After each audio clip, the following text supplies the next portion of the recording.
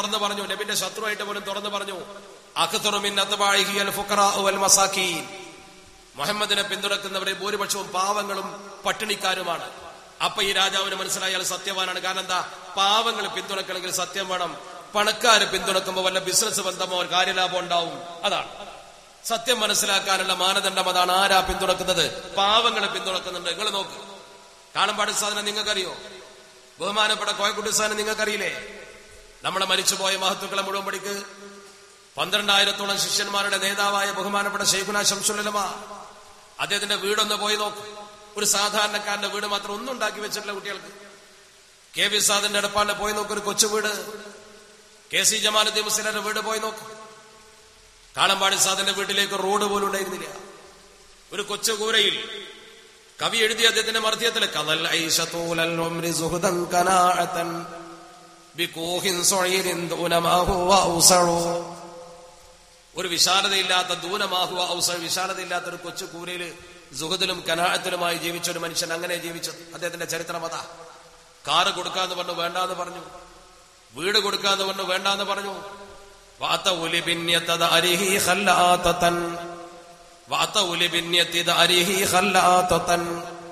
നല്ല ടെറസിന്റെ വീടുണ്ടാക്കി തരാൻ ആള് വന്നു.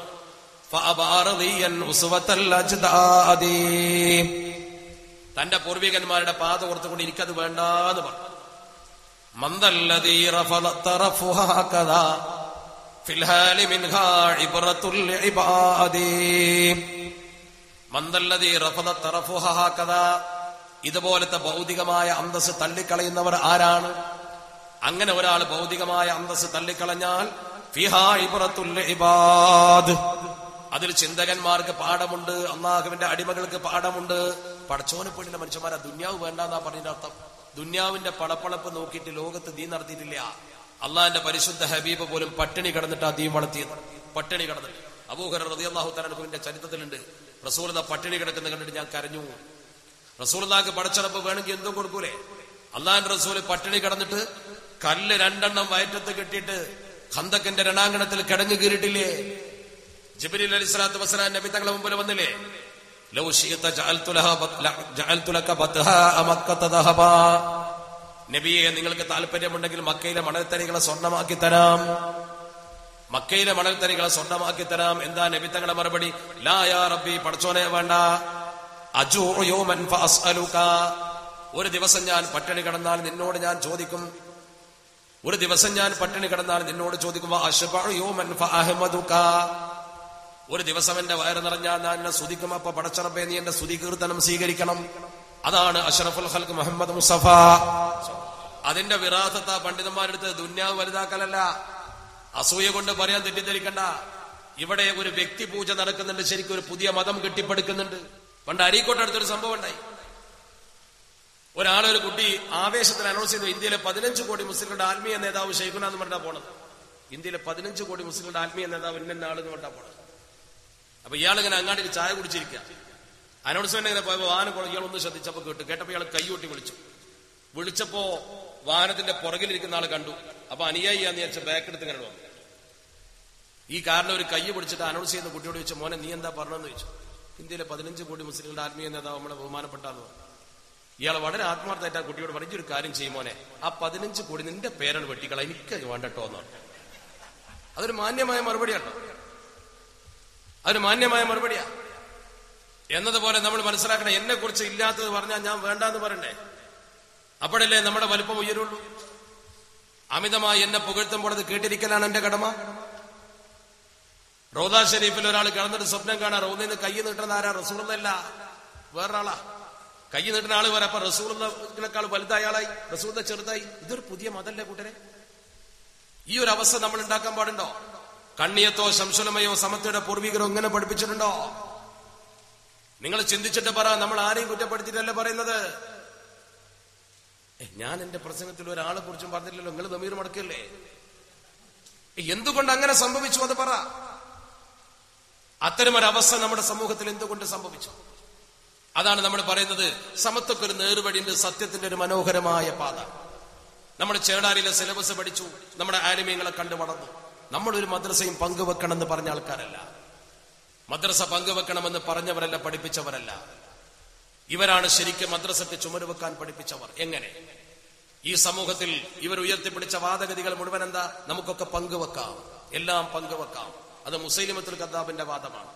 മുസൈലിമത്തുൽ കദ്ദാബ് പ്രവാചകനായി വാദിച്ച അന്ന് ഒരു കത്തെഴുതി നബി തങ്ങൾക്ക്, മിൻ മുസൈലിമത്ത റസൂലില്ലാഹി ഇലാ മുഹമ്മദിൻ റസൂലില്ലാഹി, മുസൈലിമയാകുന്ന പ്രവാചകനായ ഞാൻ മുഹമ്മദ് ആകുന്ന പ്രവാചകന് അഷ്റഫുൽ ഖൽഖ് മുഹമ്മദ് മുസ്തഫ തങ്ങൾക്കൊരു കത്ത്. എന്താ കത്ത്? ഫഇന്നി ഉശ്രികുതു ഫിൽ അംരി, ഞാനും നിങ്ങളും സംഗതിയിൽ പങ്കുകാരാവാം.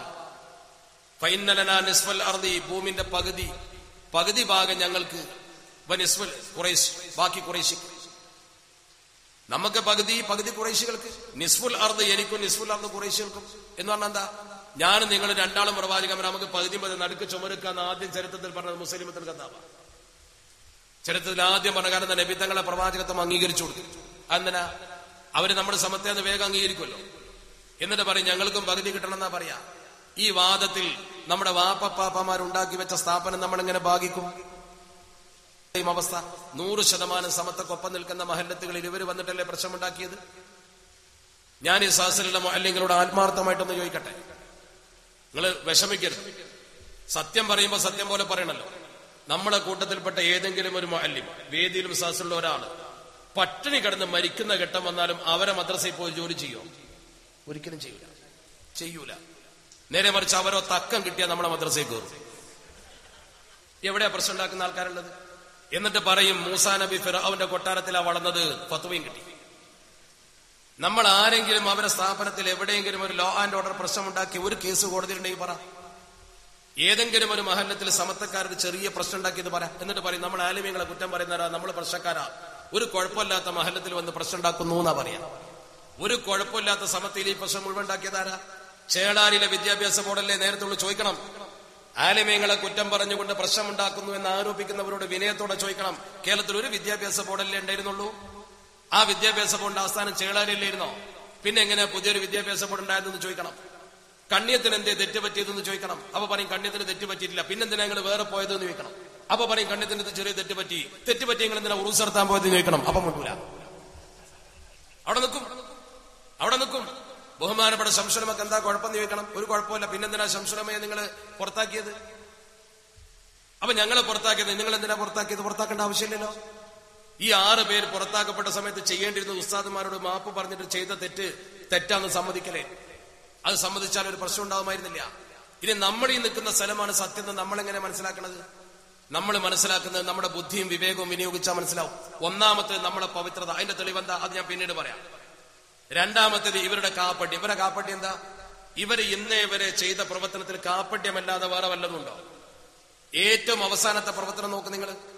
അള്ളാഹുവിന്റെ പരിശുദ്ധ ഹബീബ് അഷ്റഫുൽ ഖൽഖ് മുഹമ്മദ് മുസ്തഫ സ്വല്ലല്ലാഹു അലൈഹി വസല്ലമ തങ്ങളെ ഷഅറെ മുബാറക് എന്ന് പറഞ്ഞ് കൊണ്ടുവന്നില്ലേ? മുടി കൊണ്ടുവന്ന് സമൂഹത്തിന് അവർ പ്രദർശിപ്പിച്ചില്ലേ? ഈ മുടി കൊണ്ടുവന്ന് പ്രദർശിപ്പിച്ച ആളുകൾ അന്ന് മുതൽ നമ്മൾ പറയാൻ തുടങ്ങിയത് വ്യാജമുടിയാണ്. ഇവര് നാട് മുഴുവൻ ബോർഡ് എഴുതി വെച്ചില്ലേ? ഷഅറെ മുബാറക് മസ്ജിദ് ഇവിടെ എഴുതി വെച്ചില്ലേ? ഷഅറെ മുബാറക് എന്ന് പറഞ്ഞാൽ എന്താ? മുബാറക്കായ മുടി. ഷഅറെ മുബാറക് പള്ളിക്ക് തറക്കല്ലിടുന്നു എന്നാ പറഞ്ഞത്. അങ്ങനെ തറക്കല്ലിടാൻ വേണ്ടി കോഴിക്കോട് സ്വപ്ന നഗരിയിൽ സമ്മേളനം ഒരുക്കി. ആ സമ്മേളന നഗരിയിൽ അവർ പരസ്യമായി പ്രഖ്യാപിച്ചെന്താ? തലേ ദിവസത്തെ പത്രം കയ്യിലുണ്ടെങ്കിൽ എടുത്തു നോക്ക്. ഷഅറെ മുബാറക് മസ്ജിദിന് തറക്കല്ലിടുന്നു, തിരുകേശപ്പള്ളിക്ക് തറക്കല്ലിടുന്നു മലയാള പത്രത്തിൽ. പക്ഷേ തറക്കല്ലിട്ട സമയത്ത് വന്ന വാർത്ത എന്താ? ഷഅറെ മുബാറക് എന്നുള്ള പേരില്ല. ആ പേര് എവിടെയോ പോയി. പുതിയൊരു പേരാ കണ്ടത്, മസ്ജിദുൽ ആഥാർ. ഇന്നലെ വരെ ഇല്ലാത്ത പുതിയൊരു പേര്. അതെ, അതിന്റെ കാരണം നമ്മൾ അന്വേഷിച്ചു, നമുക്ക് ബോധ്യപ്പെട്ടു. അവരെ കൂട്ടത്തിൽ തന്നെ തർക്കമുണ്ടായി. ബുദ്ധി നശിക്കാത്ത കുറച്ച് ആൾക്കാർ അവരെ കൂട്ടത്തിൽ ഉണ്ടാവുമല്ലോ. ഏത് സംഘടനയിൽ അഭിപ്രായ വ്യത്യാസം ഉണ്ടാവുമല്ലോ. അവരെ കൂട്ടത്തിൽപ്പെട്ട ചില ആൾക്കാർ പറഞ്ഞു, ഷഅറെ മുബാറക് എന്ന് പറഞ്ഞ റസൂൽദാന്റെ മുടിയാന്ന് ഉറപ്പാ. അത് തെളിയിക്കപ്പെടാത്ത കാലത്തോളം ആ പേരിടാൻ ഞങ്ങൾ സമ്മതിക്കൂല. മുടി എന്നുള്ള പേരെന്നെ വേണ്ട. ഒരു മസ്ജിദ് ആയിക്കോട്ടെ, മസ്ജിദുൽ ആഥാർ, പുരാവസ്തു പള്ളി. അങ്ങനെയാണ് ഇവര് തമ്മിൽ തർക്കം നടന്നു, 2 കൂട്ടരും. എന്നാൽ ഈ സത്യം കള്ളമുടിയാന്ന് അറിയുന്ന ആൾക്കാർ അത് തുറന്ന് പറഞ്ഞില്ല? അതവര് പറഞ്ഞില്ല. അതിന് കാരണം വേറുണ്ട്. അപ്പൊ അവര് തമ്മിൽ തർക്കിച്ചപ്പോ സത്യം പുറത്തു വന്ന അറബിയിൽ ഒരു ചൊല്ലുണ്ട്. അറബി ഭാഷയിൽ ഒരു ചൊല്ലുണ്ട്. അറബിയിലെ ചൊല്ല് ഇദാ തഖാസമൽ ലിസാനി ലഹറൽ മസ്റൂഖ് എന്നാ. ഇദാ തഖാസമൽ ലിസാനി ലഹറൽ മസ്റൂഖ്. 2 കള്ളന്മാര് തമ്മിൽ തർക്കിച്ചാൽ കട്ട മുതൽ പുറത്തു വരുന്നു. മനസ്സിലായല്ലോ സംഗതി. ഇവർ തങ്ങ് തർക്കിച്ചപ്പോ സാധനം വ്യാജാന്ന് പുറത്തു വന്നു. അല്ലെങ്കിൽ പിന്നെ ആ പേര് സമ്മതിച്ചു കൊടുത്താ പോരെ. എന്നാ ഈ സമ്മതിക്കാത്ത ആൾക്കാരെന്തേ ഇത് വ്യാജമാന്ന് പറയാത്തത്? അത് ദുരഭിമാനം അല്ലെങ്കിൽ സംഘടനാപരമായ ഒരു ദുരഭിം പറഞ്ഞു പെട്ടില്ല. ഇനി പറയാൻ വയ്യ. മുസൈലിമത്തുൽ കദ്ദാബിന്റെ കാലത്തുണ്ടായത് അങ്ങനല്ലേ? മുസൈലിമത്തുൽ കദ്ദാബ് നബിയാന്ന് പറഞ്ഞു, കള്ള നബി. പക്ഷെ അവന്റെ നാട്ടുകാർ ഭൂരിപക്ഷവും അവനെ പിന്തുണച്ചു. കുറച്ച് ബുദ്ധിയുള്ള മനുഷ്യന്മാരല്ലാത്തവരൊക്കെ. ആ ബുദ്ധിയുള്ള മനുഷ്യന്മാരെ കൂട്ടപ്പെട്ട ഒരു ചെറുപ്പക്കാരൻ പറഞ്ഞു, നമ്മളെ മുസൈലിമ നബിയാന്നൊക്കെ പറഞ്ഞാൽ എങ്ങനെ മനസ്സിലാക്കുക? ഓനെ കുറിച്ച് ഇപ്പൊ നമുക്കറിയില്ലേ. അപ്പം നബിയാണ് എന്ന് വാദിക്കുന്ന പക്ഷത്തിന്റെ നേതാവ് ഇയാളെ വിളിച്ചിട്ട് പറഞ്ഞു, ഈ കുട്ടീനെ വിളിച്ചിട്ട് പറഞ്ഞു, താരിഖിലുണ്ട്, മോനെ വല്ലാഹി അന്ന മുഹമ്മദ് അല്ല സാദിഖുൻ വ അന്ന മുസൈലിമത്തല്ല കദ്ദാബ്. ഈ പറഞ്ഞ പോലെ തന്നെ മുഹമ്മദ് നബി സത്യപ്രവാചന എന്നുള്ള കാര്യത്തിൽ ഞങ്ങൾക്ക് തർക്കമൊന്നുമില്ല. നമ്മളെ മുസൈലിമ കള്ളം തന്നെയാണ്, അതിനും തർക്കമില്ല. അപ്പൊ ഈ കുട്ടി ചോദിച്ചു, പിന്നെന്തിനാ അവൻ നബിയാന്ന് പറഞ്ഞ നിങ്ങൾ ബഹളം ഉണ്ടാക്കണത്? എന്തിനാ അവനെ പിന്തുണക്കുന്നത്? നബിയാക്കാൻ നടക്കണമെന്ന് ചോദിച്ചു. കുട്ടി, നിനക്ക് വല്ലതും തിരിയോ? വലാകിന്ന കദ്ദാബ് റബീഅത അഹബ്ബു ഇലൈനാ മിൻ സാദിഖി മുദർ. അവരെ മുദർ ഗോത്രത്തിൽ ഒരു സത്യപ്രവാചകൻ ഉണ്ടാവുന്നതിനേക്കാൾ നമ്മളെ ഗോത്രത്തിൽ കള്ളനായിട്ടെങ്കിലും നബി ഉണ്ടാവലല്ലടാ നല്ലത് എന്ന് ചോദിച്ചു. അതിന് മറുപടി ഉണ്ടോ? താരീഖാണ്. ഹയാത്തുൽ ഹയവാൻ പോലുള്ള കിതാബിലൊക്കെ സംഭവം മനോഹരമായി ഉദ്ധരിച്ചിട്ടുണ്ട്. നമ്മുടെ ഗോത്രത്തിൽ കള്ളനായിട്ടെങ്കിലും നബി ഉണ്ടാവലല്ലടാ നമുക്ക് നല്ലത്. അതിനെന്താ മാർഗം? ഇത് ചരിത്രത്തിന്റെ ആവർത്തന. ഞാനിപ്പോ ഞാൻ നേരത്തെ ഒരു സിയാറത്ത് യാത്ര പോയപ്പോ കെയ്റോയിൽ ഇമാം അലി റളിയല്ലാഹു തആല അൻഹുവിന്റെ തല മറവ് ചെയ്ത് യസീദിന് കാഴ്ചവെച്ച തല പിന്നെ സിറിയയിൽ നിന്ന് കൊണ്ടുവന്നിട്ട് അത് പിന്നീട് മറവ് ചെയ്തിട്ടുള്ളത് ഈജിപ്തിലാണ്. ആ തല മറവ് ചെയ്ത പള്ളിയിൽ വമ്പിച്ച തിരക്ക് അശിയാക്കളുണ്ട്, എല്ലാവരും ഉണ്ട്. ആ പള്ളിയിൽ അതിനോടനുബന്ധിച്ച് ഒരു പ്രത്യേക മുറിയിൽ പള്ളിയിൽ റസൂലുള്ളാഹി സ്വല്ലല്ലാഹു അലൈഹി വസല്ലം തങ്ങളുടെ ചില ആധാർ സൂക്ഷിച്ചിട്ടുണ്ട്. നബി തങ്ങൾ ആധാർ, അതിൽ ചെരുപ്പുണ്ട്, കമ്മീസുണ്ട്, മുടിയുണ്ട്, ഒക്കെ ഉണ്ട്. ആ കൂട്ടത്തിൽ അവിടെയുള്ള വലിയൊരു പണ്ഡിതനോട് ആ മുടിയെ കുറിച്ച് ചോദിച്ചു. എന്റെ കൂട്ടത്തിൽ 2-3 ആൾക്കാർ, പ്രധാനപ്പെട്ട ആൾക്കാർക്ക് ഉണ്ടായിരുന്നു. ചോദിച്ചു, ഈ മുടിക്ക് എത്ര നീളുണ്ട് നിങ്ങൾക്ക് അറിയാമെന്ന് വെച്ചു. അയാൾ ശരിക്കും കാണിച്ചു, ഇത്ര നീളുണ്ട്, ഇത്ര നീളം അയാൾ കാണിച്ചു തന്നത്. അതേപോലെ ബൈത്തുൽ മുഖദ്ദസ് ചെന്നപ്പോ ഖുബ്ബത്തു സഖറ പള്ളിയുണ്ട്. നബി തങ്ങൾ മിഅ്റാജിന് പോയ സ്ഥലത്ത് നിർമ്മിച്ച പള്ളിയുണ്ട് ഖുബ്ബത്തു സഖറ. ആ ഖുബ്ബത്തു സഖറ പള്ളിയുടെ താഴ്ഭാഗത്ത് അവിടെ പ്രത്യേകമായി ഒരു അറയിൽ റസൂലുള്ളാഹി സ്വല്ലല്ലാഹു അലൈഹി വസല്ലം തങ്ങളുടെ മുടി സൂക്ഷിച്ചിട്ടുണ്ട്. റമദാൻ 27 എടുത്ത് കാണിക്കാറുണ്ട്. അത് സൂക്ഷിക്കുന്ന ആളോട് ഞങ്ങൾ ചോദിച്ചു, ആ മുടിക്ക് എത്ര നീളുണ്ട് ചോദിച്ചു. അയാൾ ഇങ്ങനെ കാണിച്ചു. ചുരുക്കത്തിൽ ഇങ്ങനെ കാണിച്ച ഒരാളെ ഞങ്ങൾ കണ്ടിട്ടില്ല എന്നർത്ഥം. ഇല്ല, അങ്ങനെ ലോകത്തുണ്ടെങ്കിൽ കാണൂലേ? ഒരുപാട് ആളുകൾ അന്വേഷിച്ചു നോക്കുക, അത്ര നീളമുള്ള മുടിയില്ല. അതുകൊണ്ട് തന്നെ ഇത് വ്യാജമാണെന്ന കാര്യത്തിൽ അവർക്ക് തന്നെ തർക്കമില്ല. അതുകൊണ്ടല്ലേ പേര് തന്നെ മാറ്റിയത്. അതുകൊണ്ട് പണ്ഡിത സഭയുടെ തലപ്പത്തിരുന്നൊരു തെറ്റിനെ ന്യായീകരിക്കാൻ പാടുണ്ടോ? ഒരിക്കലും പാടില്ല. പിന്നെ അവരുടെ സമൂഹത്തിന്റെ ചില പ്രവർത്തനങ്ങൾ കണ്ടിട്ട് നിങ്ങൾ അന്തം വിടും, പേടിക്കൊന്നും വേണ്ട. അത് പേടിക്കണ്ട. കാരണം അള്ളാഹുവിന്റെ പരിശുദ്ധ ദീനിന് എതിരായി വന്ന അലി ഇബ്നു അബീ ത്വാലിബ് തങ്ങളുടെ കാലത്തെ ഖവാരിജീങ്ങൾ ഉണ്ടല്ലോ. ഖവാരിജീങ്ങൾ ഇസ്ലാമിനുണ്ടാക്കിയ തലവേദന ചെറുതൊന്നുമല്ല. ഖവാരിജീങ്ങളെ തലവേദന സഹിക്കാൻ വയ്യാതെ റഈസുൽ മുഫസ്സിരീൻ ആലിമുൽ വെച്ച വലിയ മഹാൻ തഫ്സീറിന്റെ ഗുരു ഇബ്നു അബ്ബാസ് റളിയല്ലാഹു തആല അൻഹുമാ ഖവാരിജീങ്ങളുമായി വാദപ്രതിവാദം നടത്തി. അവരുമായി വാദപ്രതിവാദം നടത്തിയിട്ട് ബഹുമാനപ്പെട്ടവർ തിരിച്ചു വന്നിട്ട് പറഞ്ഞ മറുപടി അറിയുന്നത്, അവർ ചെയ്ത തെറ്റിൽ നിന്നും അവരെ പിന്തിരിപ്പിക്കാൻ വേണ്ടി വാദപ്രതിവാദം നടത്തിയിട്ട് ശരിക്കും അവരെ ഒതുക്കി. 20,000 ആളുകൾ ബഹുമാനപ്പെട്ട ഇബ്നു അബ്ബാസ് തങ്ങളുടെ ഒറ്റ പ്രസംഗം കൊണ്ട് പിന്മാറിയല്ലോ. അദ്ദേഹം തിരിച്ചു വന്നിട്ട് പറഞ്ഞൊരു വാക്കുണ്ട് താരീഖിൽ പഠിക്കണം. എന്താ പറഞ്ഞത്? വല്ലാഹി എന്റെ ജീവിതത്തിൽ ഇത്ര അധികം ദിക്റ് ചൊല്ലുന്ന, ഇത്ര അധികം ഇബാദത്ത് എടുക്കുന്ന മനുഷ്യന്മാരെ ഞാൻ കണ്ടിട്ടില്ല. വമ്പിച്ച ദിക്റ് കേൾക്കും, ഉറപ്പാ, വമ്പിച്ച ഇബാദത്ത്. ഇബ്നു അബ്ബാസ് തങ്ങൾ പറഞ്ഞതാ, ഇത്ര അധികം ദിക്റ് ചൊല്ലുന്ന ഒരു കൗമനെ ഞാൻ കണ്ടിട്ടില്ല. പുതിയ ദിക്റും സ്വലാത്തും ഒക്കെ ഉണ്ടാക്കും. മൊബൈൽ സ്വലാത്ത് ഉണ്ടാവും, സ്വലാത്തോട് സ്വലാത്തായിരിക്കും, ഒരു തർക്കവും വേണ്ട, ഉണ്ടാവും. അത് കണ്ട് പേടിക്കണ്ട, ആളെ കണ്ട് പേടിക്കണ്ട, അത്രയേ ഉള്ളൂ. ബഹുമാനപ്പെട്ട ഇസ്ലാമിക സമൂഹത്തിൽ ഇതുപോലെ തന്നെ അലി ഇബ്നു അബീ ത്വാലിബ് തങ്ങളോട് ജമൽ യുദ്ധം നടക്കുന്ന കാലത്ത് അപ്പുറത്തുള്ള ആൾക്കാരോട് ചോദിച്ചില്ലേ, നിങ്ങളെ പക്ഷത്തിന്റെ അപ്പുറത്ത് നിൽക്കുന്നവരൊക്കെ തെറ്റുകാരാ നിങ്ങൾ കരുതുന്നുണ്ടോ എന്ന് ചോദിച്ചു. എന്താ പറഞ്ഞ മറുപടി? ഇന്നൽ ഹഖ ലാ യുറഫു ബിർരിജാൽ. ആളെ നോക്കിയിട്ട് ഹക്ക് നോക്കണ്ടെന്നാണ്. ആളെ വണ്ണ വലിപ്പം നോക്കിയിട്ട് നിങ്ങൾ ഹക്ക് കണക്കാണ്ട. ഇഗ്രിഫിൽ ഹഖ തഅരിഫു അഹ്ലഹു. ഹക്ക് എന്താന്ന് പഠിച്ചോ. ഹക്ക് പഠിച്ചാൽ അതിന്റെ അഹ്ലുകാരാരാന്ന് മനസ്സിലാക്കുക. അല്ല, ആളെ കണ്ട ഹക്ക് പഠിക്കണ്ട. ഹക്ക് പഠിച്ചിട്ട് ആളെ മനസ്സിലായിക്കോ. ആളെ കണ്ട ഹക്ക് പഠിക്കണ്ട. ബഗ്ദാദിൽ നിന്ന് വന്ന ഷെയ്ഖാന്ന് പറഞ്ഞാൽ പേടിക്കണ്ട, അത് അവിടെ വെടി പൊട്ടിയപ്പോ പോകുന്നതായിരിക്കും. അത് നിങ്ങൾ പേടിക്കണ്ട. ആളെ നോക്കിയിട്ട് നിങ്ങൾ വണ്ണ വലിപ്പം കണ്ട് പേടിക്കണ്ട എന്നായി പറയുന്നത്. അത് മഹാന്മാർ പഠിപ്പിച്ചത് അങ്ങനെയാ. അള്ളാഹുവിന്റെ പരിശുദ്ധ ഹബീബ് അഷ്റഫുൽ ഖൽഖ് മുഹമ്മദ് മുസ്തഫ സ്വല്ലല്ലാഹു അലൈഹി വസല്ലമ തങ്ങൾ എന്നാ ചെറുതാണെങ്കിലോ അതിനെ അവഗണിക്കും വേണ്ട. അങ്ങനെയാണ് അറബികൾ പറയാറുണ്ട്, ഇന്നൽ ബഅൂദത തുദ്മി മുഖലത്തൽ അസദ്. സിംഹത്തിന്റെ കൺതടത്തിൽ ചോരൊലിപ്പിക്കാൻ കൊതുകിന് കഴിയും. അത് കൊതുകിന്റെ വലുപ്പത്തരം കൊണ്ടല്ല, സിംഹത്തിന്റെ പോയത്തം കൊണ്ടല്ല, കൊതുക് ഫിത്തനക്കാരനായതുകൊണ്ടാണ്. അത് മനസ്സിലാക്കണം. ഒരു ചെറിയ മഹല്ലത്തിലാണെങ്കിലും പ്രശ്നമുണ്ടാക്കാൻ അവർക്ക് കഴിയും, പിന്നെ അവിടെ കുഴപ്പമുണ്ടാക്കും. അതുകൊണ്ട് എന്റെ ഉമ്മമാരും എന്റെ ഉപ്പമാരും ശരിക്കും മനസ്സിലാക്കേണ്ട എന്താ, നമ്മൾ ഈ വിഭാഗത്തെ കുറിച്ച് ശരിക്കും മനസ്സിലാക്കി അവര് മാർഗഭ്രംശം സംഭവിച്ചിട്ടുണ്ടെന്നുള്ള കാര്യം കണ്ണീയത്തിനും ശംശനമുക്കും എതിരുന്നപ്പോഴേ നമുക്കറിയാം. നിങ്ങൾക്ക് ഈ സന്ദേശം ഇവിടെ നേരത്തെ എത്താത്തതുകൊണ്ടാണ്. ആ വിഭാഗം ആളുകൾ ഇനി അവരെന്തൊക്കെ പറഞ്ഞാലും ശരി, അവര് ശരിക്ക് നമ്മൾ ഈ പറഞ്ഞതിന് വിരുദ്ധമായി വല്ലതും പറയുകയാണെങ്കിൽ അപ്പോഴെ നമ്മൾ രക്ഷപ്പെടുക. അപ്പൊ നമുക്കതിന്റെ തെളിവുകൾ സഹിതം ഇവർ ചെയ്ത വ്യാജ പ്രവർത്തനങ്ങൾ കൃത്യമായി നിങ്ങൾ മുമ്പിൽ വെക്കാൻ പറ്റും. ഇപ്പൊ നമ്മൾ വെക്കേണ്ട ആവശ്യമില്ല. കള്ളത്തരം മാത്രം സമൂഹത്തോട് പറഞ്ഞതിന്റെ നിരവധി ഉദാഹരണങ്ങൾ, വ്യക്തമായ ഉദാഹരണം, ബോധ്യപ്പെടുന്ന ഉദാഹരണം. അതിന് അവസരമുണ്ടായാൽ അപ്പൊ നമുക്ക് നോക്കാം. അള്ളാഹു തൗഫീക്ക് നൽകുമാറാവട്ടെ. ഇനി നമ്മളെ പക്ഷം നോക്കും നിങ്ങൾ. നമ്മളെ നേതാക്കൾ ഇപ്പൊ കാളമ്പാടി ഉസ്താദ്, കണ്ണിയത്ത് അഹമ്മദ് മുസ്ലിയാർ, ശംസുലമ, അതുപോലെ തന്നെ കണ്ണിയത്ത് ഉസ്താദ്, ഇവർക്കെതിരെ എന്തെങ്കിലും ഇതുപോലത്തെ ഒരു സാമ്പത്തിക ആരോപണമോ വൈയക്തിക കുറ്റമോ ഉന്നയിക്കണ്ടോ? ആ മഹാന്മാരെ വിശുദ്ധ വ്യക്തിത്വത്തിന്റെ ഏറ്റവും വലിയ തെളിവ് ഞാൻ മനസ്സിലാക്കുന്നത്, സമത്വ കേരള ജംഇയ്യത്തുൽ ഈ ഭിന്നിപ്പുണ്ടായപ്പോ രണ്ടും സമത്വയായി നിങ്ങൾ കാണുന്നെങ്കിൽ, ഒന്ന് ദുന്യാവിന്റെ സമത്വയും ഒന്ന് ആഖിറത്തിന്റെ സമത്വയാണ്. ഒന്ന് ദുന്യാവിന്റെ കാര്യം മാത്രമേ നിങ്ങളോട് പറയുന്നുള്ളൂ. ദുന്യാവിന്റെ വലിപ്പം, ദുന്യാവിന്റെ സമ്പത്ത്, ദുന്യാവിലുണ്ടാക്കുന്ന പവർ, ഇത് മാത്രമേ പറഞ്ഞ. പരലോകത്തിന്റെ കാര്യം എന്താ? പരലോകത്തേക്ക് യാത്ര പോകുന്ന ഒരു സംഘത്തിന്റെ ജീവിത സ്വഭാവം എന്താ? ഇതാ ഇങ്ങനെ കളവ് പറഞ്ഞുകൊണ്ട് ജനങ്ങളെ കയ്യിൽ നിന്ന് പണം പിരിക്കലാണോ?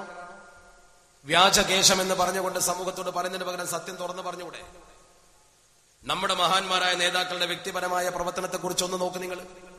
ഒറ്റ ഉദാഹരണം മാത്രം ഞാൻ പറയട്ടെ. ബഹുമാനപ്പെട്ട ശംസുലമയാണ് ഏറ്റവും കൂടുതൽ ആരോപണ വിധേയനായ മനുഷ്യൻ, ഏറ്റവും കൂടുതൽ ആക്ഷേപ വിധേയനായ മനുഷ്യൻ ബഹുമാനപ്പെട്ട ശംസുലമയാണ്. ആ മഹാനായ ശൈഖുനാ ശംസുൽ ഉലമ, അദ്ദേഹം ഈ ലോകത്തോട് വിട പറഞ്ഞ രംഗം എങ്ങനെയാ? അദ്ദേഹം വിട പറയുന്ന രംഗവും അദ്ദേഹം കടന്നുറങ്ങുന്ന രംഗവും മാത്രം നിങ്ങൾ ഓർക്ക്.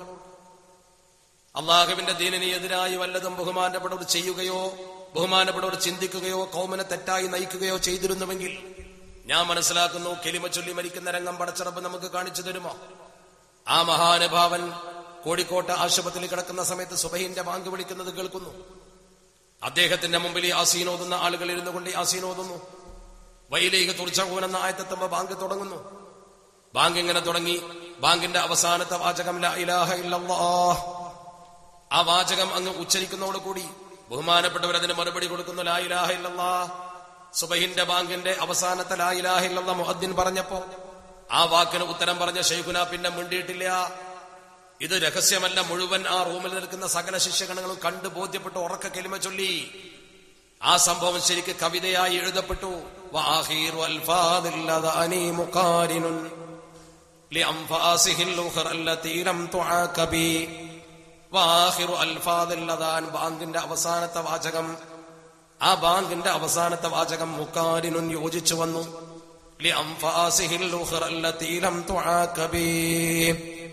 ശൈഖുനാ ശംസുലമയുടെ മടക്കിയെടുക്കാൻ പറ്റാത്ത അവസാനത്തെ ശ്വാസത്തോട് യോജിച്ചു വന്നു. അദ്ദേഹത്തിന്റെ ഒടുക്കത്തെ വാക്ക് ലാ ഇലാഹ ഇല്ലല്ലാഹയാണ്. ഒരു മനുഷ്യന്റെ അന്ത്യവാക്ക് ലാ ഇലാഹ ഇല്ലല്ലാഹയാൽ ദഖലൽ ജന്ന ഖാല റസൂലുള്ളാഹി സ്വല്ലല്ലാഹു അലൈഹി വസല്ലം. നേരെ സ്വർഗത്തിലേക്ക് പോകുന്നത് പടച്ചറബ് എന്തിനാ നമുക്ക് കാണിച്ചു തന്നത്? ആ മഹാൻ നേരെ സ്വർഗത്തിലേക്ക് പോകുന്നത് മാത്രമല്ല, നിങ്ങൾ ഓർത്തു നോക്ക്, സമത്തെ കെട്ടിപ്പടുത്ത മഹാനാണ് വരക്കല തങ്ങള്. മഹാനായ വരക്കല തങ്ങളെ മക്കാമിലേക്കല്ല ഷെയ്ഖുനാന്റെ ജനാസ കൊണ്ടുപോകാൻ പടച്ചറബ് അവസരമുണ്ടാക്കിയത്. നന്ദി ദാറുസലാമിന്റെ ഭാരവാഹികൾ കാത്തിരുന്നല്ലോ. ഷെയ്ഖുനാക്ക് കബർ കുത്താൻ അവർ റെഡിയാണല്ലോ. കാരണം എന്തുകൊണ്ടത് കോളേജിനൊരു അഭിമാനമാണ്. ഷെയ്ഖുനായുടെ കബർ അവിടെ വന്നാൽ കോളേജിന് വരുമാനമാണ്. 12,000 ശിഷ്യന്മാരുള്ള ഷെയ്ഖുന, അനേകായിരങ്ങളുടെ ബഹുമാന്യനായ നേതാവ്. അവിടെ വിശ്രമിക്കുമ്പോ ആളുകൾ വരും, സിയാറത്ത് ചെയ്യും, മക്കാമില് പണം വരും. അതൊക്കെ കോളേജ് കമ്മിറ്റിക്ക് അറിയാം. പണമുണ്ടാക്കലാണ് അവരെ ലക്ഷ്യമെങ്കിൽ അവർ അവിടെ കൊണ്ടുപോയി മറവ് ചെയ്യാൻ നിർബന്ധിക്കില്ലേ? അവർക്കതിൽ താല്പര്യമല്ലേ? ഷെയ്ഖിന്റെ മക്കാമ് ബഹുമാനപ്പെട്ടവരല്ലേ പരിപാലിക്കുന്നത്? ഷെയ്ഖ് പള്ളിയിൽ ബഹുമാനപ്പെട്ടവർ അലാവുദ്ദീൻ ഹിംസി തങ്ങളുടെ പ്രിയപ്പെട്ട കൂട്ടുകാരനെ പോലെ, മരിച്ചു കഴിഞ്ഞ ബഹുമാനപ്പെട്ട അലാവുദ്ദീൻ ഹിംസിയുടെ കൂട്ടുകാരനെ പോലെ അവിടെ ചെന്ന് അദ്ദേഹവുമായി രഹസ്യമായി സംസർഗം നടത്താറുണ്ട്, സംസാരിക്കാറുണ്ട്. ആ മക്കാമിൽ ഒരുപാട് സമയം ഷെയ്ഖുന ഇരിക്കാറുണ്ട്. പലരും വിചാരിച്ചു ഷെയ്ഖുന മരിച്ചാൽ ഇവിടെ തന്നെ മറമാടണമെന്ന് പറയുമെന്ന്. ഷെയ്ഖിന്റെ പള്ളി കമ്മിറ്റി അതിന് സൗകര്യം പോലും ഒരുക്കിയിട്ടുണ്ട്. ആ 2 സ്ഥലവും ഷെയ്ഖുനാക്ക് ആകാം. ഒന്നും വേണ്ട, സ്വന്തം വീട്ടില് അദ്ദേഹത്തിന്റെ മക്കാമുണ്ടാക്കിയാൽ വീട്ടുകാർക്ക് വരുമാനമല്ലേ? വലിയ വരുമാനമൊന്നുമില്ലാത്ത ഷെയ്ഖുനായുടെ വീട്ടിൽ എന്തുകൊണ്ട് മക്കാമുണ്ടാക്കിക്കൂടാ? ഉണ്ടാക്കിയില്ലല്ലോ. അവിടെ മക്കാമുണ്ടാക്കിയില്ല. എന്നിട്ട് എന്തേ സംഭവിച്ചത് അവസാനം? എന്റെ പ്രിയപ്പെട്ട സഹപ്രവർത്തകരെ നിങ്ങൾ ഓർത്തു നോക്ക്. ആ മഹാനുഭാവൻ പടച്ചറബിൽ നിന്നുള്ള വെളിയാളം അനുസരിച്ചുകൊണ്ട് തീരുമാനിച്ചതെന്താ? നേരെ പോകണം വരക്കല മക്കാമിലേക്ക്. അതെന്താ? വരക്കല തങ്ങളാണ് സമത്ത കെട്ടിപ്പടുത്തത്. സമത്ത കെട്ടിപ്പടുത്ത വരക്കല തങ്ങളുടെ കാലിന്റെ കീഴിൽ ഞാൻ ചെന്നു കിടന്നാൽ സമത്തെ എവിടെ നിൽക്കണമെന്ന് സംശയിക്കുന്നവർക്ക് ഞാൻ ഒരു ഉദാഹരണമാകും. അത് മുല്ലക്കോയത്തങ്ങളുടെ തീരുമാനമാണ്. മുല്ലക്കോയത്തങ്ങൾ തീരുമാനിക്കാതെ മുല്ലക്കോയത്തങ്ങളുടെ മക്കാമിലേക്ക് ശൈഖുനായുടെ മയ്യത്ത് വരൂല. മുല്ലക്കോയത്തങ്ങൾ മനസ്സ് വെക്കാതെ ആ മയ്യത്ത് മക്കാമിലേക്ക് കൊണ്ടുവരാൻ കഴിയില്ല, ഒരിക്കലും കഴിയില്ല. മുല്ലക്കോയത്തങ്ങളെ മക്കാമിലേക്ക് ആ മയ്യത്ത് വരണമെങ്കിൽ മുല്ലക്കോയത്തങ്ങളെ കറാമത്ത് പുറത്തെടുത്തുകൊണ്ട് ബഹുമാനപ്പെട്ടവർ കയ്യ് പൊന്തിച്ച് തടുക്കും. അറബിക്കടലിൽ ചീറി വന്നപ്പോ മത്സ്യം കിട്ടാത്തവർക്ക് വേണ്ടി ദ്വാരന്നിട്ട് കൈ ഇങ്ങനെ പൊക്കിയപ്പോ അറബിക്കടലിന്റെ അലകൾ താഴ്ന്നിട്ട് നിന്നു. മത്സ്യം പിടിച്ചു കൊണ്ടുവന്നു. ആ കയ്യിന്റെ കറാമത്ത് മരിച്ചാ മുറിയിലാന്ന സുന്നികളുടെ വിശ്വാസം. ആ കൈ അവിടെ കബറിലുണ്ട്. അദ്ദേഹം ഉയർത്തിപ്പിടിച്ച ആദർശത്തിൽ നിന്നും ഷെയ്ഖുനെ വ്യതിരിച്ചിരുന്നെങ്കിൽ ആ മയ്യത്ത് ആ മക്കാമിലേക്ക് കടത്താൻ സമ്മതിക്കൂല. ആ മയ്യത്ത് അവിടെ വന്നതിന്റെ അർത്ഥം എന്താ? ശംസുലം എന്ന നേരത്താണ് സമത്ത. അദ്ദേഹത്തെ വേദനിപ്പിച്ചവരുടെ ഭാഗത്തല്ല സമത്ത. ആ ഷെയ്ഖുന ശംസുലമയുടെ മക്കാം ഇന്ന് വരക്കല മക്കാമാണ്. വരക്കല മുല്ലക്കോയത്തങ്ങൾ ആ സമത്തെ കെട്ടിപ്പടുത്തത് പോരെ? സിദ്ദീഖുൽ അക്ബർ തങ്ങൾ റസൂലുള്ളാഹിന്റെ മക്ബറിൽ കിടക്കുന്നത് പോലെ, സിദ്ദീഖുൽ അക്ബർ തങ്ങൾ നബി തങ്ങൾ വിളിച്ചിട്ടല്ലേ കിടത്തിയത് എന്ന പോലെ വരക്കല തങ്ങൾ താല്പര്യപ്പെട്ടിട്ടല്ലേ അവിടെ വന്നത്. വലിയുല്ലാഹി കുതുബ സമാൻ മമ്പുറം സയ്യിദ് അലവി തങ്ങൾ ഖദ്ദസല്ലാഹു സിർറഹുൽ അസീസ് മൗലദ് ദവീല ആ മക്കാമിന്റെ വരുമാനം എടുക്കാ പോയത് സമത്തെ ചോദിച്ചിട്ടാ. മൗലദ് ദവീല കുടുംബത്തിലെ മമ്പുറം ജിഫ്രി കുടുംബം അതിന്റെ വരുമാനം മുഴുവൻ ദാറുൽ ഹുദക്ക് എഴുതി കൊടുത്തു. എന്താ ദാറുൽ ഹുദന്റെ പ്രത്യേകത? സമത്തയുടെ ജനറൽ സെക്രട്ടറി ചെറുശ്ശേരി സൈനുദ്ദീൻ മുസ്ലിയാർ അവിടെ ഉണ്ട്. മമ്പുറത്തെ തങ്ങൾ, മരക്കല മുല്ലക്കോയ തങ്ങൾ, റൂഹിയായി ബന്ധം, അൽ അർവാഹു ജുനൂദും മുജന്നദ. ഒരു പ്രതിസന്ധി കാലത്ത് സമത്തയെ നയിച്ച ജനറൽ സെക്രട്ടറിയുടെ കൂടെ വരക്കല തങ്ങൾ നിന്നു, കൊണ്ടുവന്നിട്ട് കിടത്തി അവിടെ. അതിന്റെ ശേഷം ഇന്ന് ഏറെ കൂടുതൽ പ്രതിസന്ധിയിൽ അനുഭവപ്പെട്ട ബഹുമാനപ്പെട്ട സമത്ത കേരള ജമിയത്തുലമയുടെ സെക്രട്ടറി സ്ഥാനം ചെറുശ്ശേരി ഉസ്താദ് ഏറ്റെടുത്തപ്പോൾ ഒരുപാട് പ്രതിസന്ധി പലരും പറഞ്ഞു. അദ്ദേഹത്തെ വേദനിപ്പിച്ചു, ആക്ഷേപിച്ചു. അദ്ദേഹത്തിന്റെ കരുത്ത് തെളിയിച്ചുകൊണ്ട് അദ്ദേഹം പ്രിൻസിപ്പളായ സ്ഥാപനത്തിന് വരക്കല മക്കാമ് പോലെ തന്നെ മമ്പുറത്തെ മക്കാം, മൗലദ് ദവീല തങ്ങളെ മക്കാം അതിന്റെ വരുമാനം എഴുതി കൊടുത്തു. മമ്പുറത്തെ തങ്ങൾ മനസ്സുകൊണ്ട് യോജിക്കാതെ ആ മക്കാമിന്റെ വരുമാനം ദാറുഹുദക്ക് കിട്ടുമോ? നിങ്ങളൊന്ന് മനസ്സിരുത്തി പറയും. സമത്ത കേരള ജമിയത്തുലമയുടെ ട്രഷററാണ് ബഹുമാനപ്പെട്ട പാർണൂർ ഉസ്താദ് മൊയ്തീൻകുട്ടി പാർണൂർ, ബഹുമാനപ്പെട്ട പാർണൂർ ഇബ്രാഹിം മുസ്ലിയാർ, അള്ളാഹു ദീർഘായുസ് കൊടുക്കുമാറാവട്ടെ. രോഗിയാണ്. പാർണൂർ ഇബ്രാഹിം മുസ്ലിയാർ ജോലി ചെയ്യുന്ന സ്ഥാപനത്തിന് ഏറ്റവും കരുത്ത് പകരുന്ന ആരാ? വലിയുല്ലാഹി CM വലിയുല്ലാഹി റഹ്മത്തുള്ളാഹി തങ്ങൾ, CM അബൂബക്കർ മൗലവി. CMന്റെ മക്കാമ് പരിപാലിക്കുന്ന സമത്തിന്റെ ട്രഷററാ. ആലോചിച്ച് നോക്കണം. ഈ മഹത്തുക്കൾക്കൊക്കെ ഈ ഔലിയാക്കളുമായുള്ള ഈ ബന്ധം വന്നത് എന്തുകൊണ്ടാ? അവരൊക്കെ പിന്തുണച്ച സാധാരണക്കാർക്ക് മനസ്സിലാക്കാൻ ഇത് മതി. വെറുതെ വലിയുല്ലാഹി എന്ന് പറഞ്ഞ് നോട്ടീസ് അടിച്ചിട്ട് കാര്യമില്ല. വെറുതെ ഇങ്ങനെ വലിയുല്ലാഹി എന്ന് പറഞ്ഞ ഒലക്കൊക്കെ ചുറ്റിട്ട മാതിരി അപ്പുറത്തും ഇപ്പുറത്തും വലിയുല്ലാഹി പറഞ്ഞിട്ട് കാര്യമില്ല. നമ്മൾ മനസ്സിലാക്കണം, ആ മഹത്തുക്കളൊക്കെ എവിടെ നിൽക്കുന്നു എന്ന് പഠിക്കുന്നത് പാഠമാണ്. അള്ളാഹു സുബ്ഹാനഹു വ തആല അനുഗ്രഹിച്ചു. ഇനി മറ്റൊന്ന് നോക്ക് നിങ്ങൾ, ഹക്കും ബാത്തിലും നമ്മുടെ വ്യത്യാസം. ഇത് രണ്ടും 89 വേർതിരിഞ്ഞല്ലോ.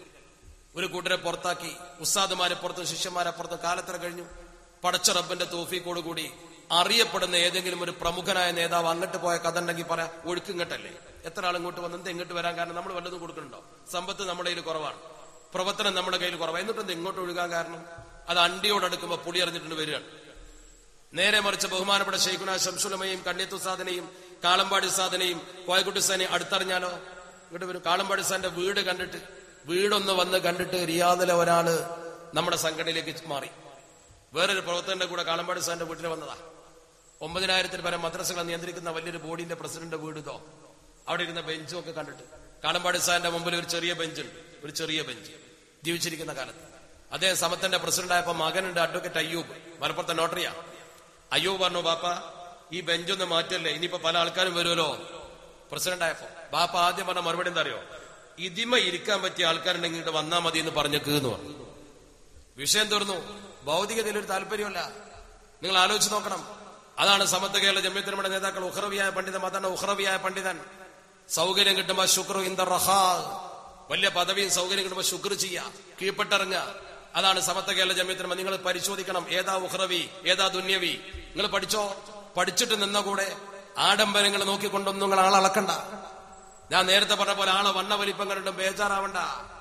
അള്ളാഹുവിന്റെ പരിശുദ്ധ ദീൻ പ്രവർത്തനത്തിലൂടെ ശരിക്കും ഹക്ക് മനസ്സിലാക്കുക, ഹക്കിലൂടെ ആളെ മനസ്സിലാക്കുക. അതിന് പടച്ച റബ്ബ് നമുക്ക് തൗഫീക്ക് നൽകുമാറാവട്ടെ എന്ന് മാത്രമേ ഞാൻ ഈ സന്ദർഭത്തിൽ പറയുന്നുള്ളൂ. 10 മണിയാണ് സമയം. ഇനി പ്രസംഗിക്കാൻ ഇവിടെ വന്നില്ലേ? അതുകൊണ്ട് ഇവിടെ സംഘാടകർ ഇത്രയും നല്ല മനോഹരമായ സദസ്സൊരുക്കിക്കൊണ്ട് നമുക്കിത് പഠിക്കാൻ അവസരം നൽകി.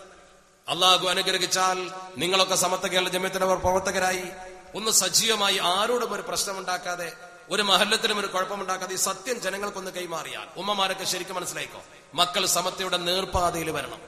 ആ നേർപ്പാത ശരിക്കും പഠിപ്പിച്ചു കൊടുക്കാൻ നിങ്ങളൊന്ന് ശ്രമിച്ചാൽ ശരിക്കും നമ്മുടെ പ്രാസ്ഥാനിക പ്രവർത്തനം സജീവമാക്കുവാനും സമത്വയിലൂടെ സത്യത്തിലേക്ക് നമ്മുടെ മക്കളെ വഴി നടത്തുവാനും നമുക്ക് കഴിയും. അതിന് പടച്ചറപ്പ് നമുക്ക് തൗഫീക്ക് നൽകുമാറാവട്ടെ. നമ്മളൊക്കെ മരിച്ചു പോകേണ്ടവരാ. ഈ ദുന്യവിയായ ജീവിതകാലത്തിനിടയ്ക്ക് നമ്മൾ ഇങ്ങനെ പ്രവർത്തിച്ച് മറ്റുള്ളവരെ കുറ്റപ്പെടുത്തിയിട്ടോ ആക്ഷേപിച്ചിട്ടോ ഒരു ആലിമിനെയും നമ്മൾ കുറ്റപ്പെടുത്താറില്ല, ഒരാളെയും നമ്മൾ വ്യക്തിപരമായി ആക്ഷേപിക്കാറില്ല. പക്ഷേ മഹാനായ റഈസുൽ മുഹഖഖീൻ കണ്ണിയത്ത് ഉസ്താദിനെ ഉപ്പുചാക്ക് പോലെ കൊണ്ടു നടന്നു എന്ന് ആക്ഷേപിച്ചതാരാ? ഒരു കണ്ണിയത്തിനെ ആക്ഷേപിച്ചാൽ ലോകത്തുള്ള മുഴുവൻ ആലിമ്യങ്ങളെയും ആക്ഷേപിച്ച പോലെ ആയില്ലേ? അത്ര വലിയ മഹാനില്ലത്. കണ്ണിയത്തിന് അത്തുംബിത്തുമാണെന്ന് പറഞ്ഞതാരാ? കണ്ണിയത്ത്, ആ മഹാനായ കണ്ണിയത്തിന് ബുദ്ധിക്ക് സ്ഥിരതയില്ല എന്ന് പറഞ്ഞതാരാ? ഒറ്റ സംഭവം പറഞ്ഞുകൊണ്ട് ഞാൻ അവസാനിപ്പിക്കുകയാണ്. കണ്ണിയത്ത് വേദനിച്ചൊരു സന്ദർഭമുണ്ട്. കണ്ണിയത്ത് ഉസ്താദിന് ഉപ്പും ചാക്ക് പോലെ കൊണ്ടു നടക്കുകയാണ്. കണ്ണിയത്ത് ഉസ്താദ് എന്ന് പറയുന്ന മനുഷ്യന് ബുദ്ധിക്ക് സ്ഥിരതയില്ല എന്ന് പറഞ്ഞപ്പോ കണ്ണിയത്ത് ചെയ്തൊരു പണിയുണ്ട്, അറിയോ നിങ്ങൾക്ക്? ആക്ഷേപിക്കല്ല അദ്ദേഹം ചെയ്തത്. അദ്ദേഹം കണ്ണൂർ ജില്ലയിലെ ഒരു വിശദീകരണ പൊതുസമ്മേളനത്തിന് വേണ്ടി പോകുമ്പോൾ നന്ദി ദാറുസലാം അറബി കോളേജിന്റെ അടുത്തെത്തി. ദാറുസലാം അറബി കോളേജിന്റെ അടുത്തെത്തിയപ്പോ എനിക്ക് ഇവിടെ കയറണം എന്ന് പറഞ്ഞു വണ്ടിയാണ് കയറ്റി. ദാറുസലാമിന് ശൈഖുന ശംസുലമയുണ്ട്. ശംസുലമ കണ്ണിയത്ത് ഉസ്താദിന്റെ വണ്ടി വരുന്നത് കണ്ടുകൊണ്ട് ഇറങ്ങി വന്ന് ഡോർ തുറന്നപ്പോ ശൈഖുന കണ്ണിയത്ത് ഉസ്താദ് പറഞ്ഞു, എനിക്ക് ഉതിർക്കാൻ വെള്ളം വേണമെന്ന് പറഞ്ഞു. പാകപ്പെടുത്തി ചൂടാക്കിയ വെള്ളം വേണത് കൊണ്ടുവന്നു. ആ വെള്ളം കൊണ്ടുവന്ന് കണ്ണിയത്ത് ഉസ്താദിന്റെ ഉദുവിന് വേണ്ടി ഒഴിച്ചു കൊടുക്കാൻ നിന്നപ്പോ കണ്ണിയത്ത് ഉസ്താദ് ശംസുലമയുടെ മുഖത്ത് നോക്കി പറഞ്ഞു, ഞാൻ ഉതിർക്കുന്നത് ശരിക്കും ശ്രദ്ധിക്കണം എന്നാണ്. ശ്രദ്ധിക്കണം എന്നാ പറഞ്ഞത്. ശിഷ്യനാണോ അങ്ങനെ പറയാം? ഞാൻ ശ്രദ്ധിക്കാന്ന് പറഞ്ഞു. ഒഴിച്ചു കൊടുത്തു. ഒരു ഖാദിം ഒഴിച്ചു കൊടുത്തു. ഒതു കഴിഞ്ഞ് ദുആ ചെയ്തു. എന്നിട്ട് ശംസുലമയോട് ചോദിച്ചു, എന്റെ ഒതു ശ്രദ്ധിച്ചോന്ന് ചോദിച്ചു. ശ്രദ്ധിച്ചു. എന്റെ ഒതുവില് വല്ല കുറവുണ്ടെന്നോന്ന് ചോദിച്ചു. ഉസ്താദിന്റെ ഒതുവിൽ ഒരു കുറവില്ലല്ലോ. ഇടതു കൈയിന്റെ ചെറുവിരൽ കൊണ്ട് കാലിന്റെ വിരൽ തിക്കകറ്റുക എന്ന സുന്നത്ത് വരെ ശൈഖുന ചെയ്യുന്നത് ഞാൻ കണ്ടല്ലോ.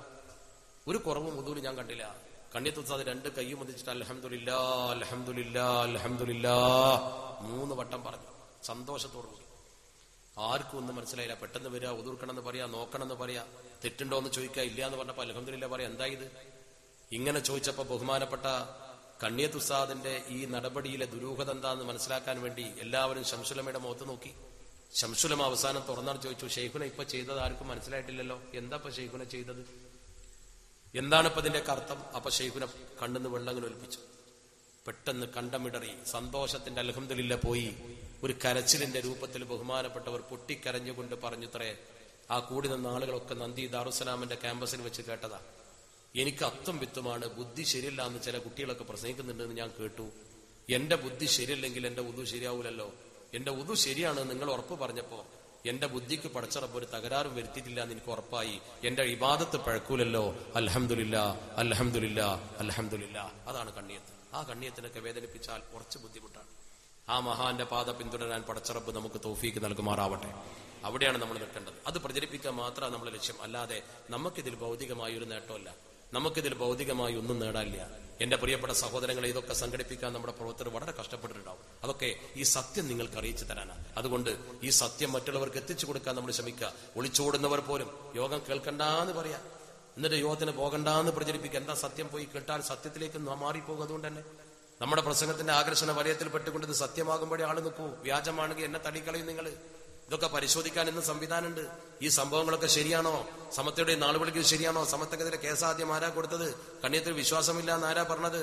ആ കണ്ണിയത്ത് ഉസ്താദിന്റെ മുമ്പിൽ വെച്ച് ബഹളം വെച്ച് സമരം ചെയ്തത് ആരാണ് എന്നൊക്കെ നമ്മളങ്ങ് പഠിക്കുമ്പോ ഇവരെ കുറിച്ചുള്ള മതിപ്പ് നഷ്ടപ്പെടും. അള്ളാഹു അത്തരം ധിക്കാരികളായ വിഭാഗത്തിൽ നമ്മൾ ആരെയും പെടുത്താതിരിക്കുമാറാവട്ടെ. ഖൈറിന്റെ അഹലുകാലിൽ പടച്ചറപ്പ് നമ്മൾ ഉറപ്പിച്ചു നിർത്തുമാറാവട്ടെ. സംഘാടകർ എന്നെ ഏൽപ്പിച്ചൊരു ചെറിയ ചുമതലയുണ്ട്. ഇത്രയും വലിയ പരിപാടികളൊക്കെ സംഘടിപ്പിക്കാൻ അവർക്ക് ഒരുപാട് പ്രയാസങ്ങളും ബുദ്ധിമുട്ടുണ്ടാവും. ആ ബുദ്ധിമുട്ട് നമ്മളാ തരണം ചെയ്യേണ്ടത്. അതുകൊണ്ട് നമുക്ക് കൂട്ടമായി ഒന്ന് ദുആ ചെയ്യാം. ഒരുപാട് ആലിമീങ്ങളുണ്ട് ഇവിടെ, ഒരുപാട് മഹാന്മാരുണ്ട് ഇവിടെ. നമ്മൾ കണ്ണിയത്ത് ഉസ്താദ് പോലെയുള്ള ഈ പരിപാടി സംഘടിപ്പിക്കാൻ പ്രവർത്തനം തുടങ്ങിയത് മുതൽ എല്ലാവരും നരകത്തിലാണെന്ന് ഇവിടുത്തെ ഖത്തീബ് സ്ഥിരമായി പ്രസംഗിക്കുന്നുണ്ടെന്നാണ്. ശരി, അയാൾ എപ്പോ ചികിത്സിക്കണങ്ങള് അതല്ലേ ചെയ്യേണ്ടത്? എന്തൊരു അപകടമായി ഇതൊക്കെ. അതാണ് പറഞ്ഞത്, ഈ പരിപാടി സംഘടിപ്പിച്ചാൽ നരകത്തിലാണ്. അപ്പൊ ആരൊക്കെ നരകത്തിലാ? സെയ്ദ് ഉമർ അലി ശിഹാബ് തങ്ങൾ നരകത്തിൽ അതിനുവേണ്ടി പ്രവർത്തിച്ച ആളാ. സെയ്ദ് മുഹമ്മദ് അലി ശിഹാബ് തങ്ങളൊക്കെ നരകത്തിലല്ലേ? ശംസുലമ നരകത്ത്. ആ നരകത്തേക്ക് നമുക്ക് പോയിക്കൂടെ? നിങ്ങൾ ആലോചിച്ചു. ബഹുമാനപ്പെട്ട കണ്ണിയത്ത് ഉസ്താദ് ശംസുലമ അങ്ങോട്ടല്ലേ പോകേണ്ടത്? ആ ഭാഗത്തേക്കല്ലേ നമ്മൾ പോകേണ്ടത്? കണ്ണിയത്ത് ഉസ്താദിന്റെ ഭാഗമാണ് നമ്മൾ പറയുന്നത്. കണ്ണിയത്ത് ഉസ്താദിനെ എതിരെ കേസ് കൊടുത്ത ആള് സ്വർഗത്തിൽ. കണ്ണിയത്ത് ഉസ്താദ് അത്വമിത്വമാണെന്ന് പറഞ്ഞ ആള് സ്വർഗത്തിൽ അല്ലേ? അള്ളാഹുവിന്റെ പരിശുദ്ധ ഹബീബിന്റെ മുടിയല്ലാത്ത ജാലിയം വാലയുടെ മുടി കൊണ്ടുവന്നിട്ട് റസൂലുള്ളാഹിന്റെ മുടിയാന്ന് പറഞ്ഞ ആള് സ്വർഗത്തിൽ. ആകെ മെമ്പറിൽ കയറി പ്രസംഗിക്കുന്ന അന്നത്തെ ആൾക്കാർ യകൂനു ഫി ആഖിരി സമാനി ദജ്ജാലൂന കദ്ദാബൂന.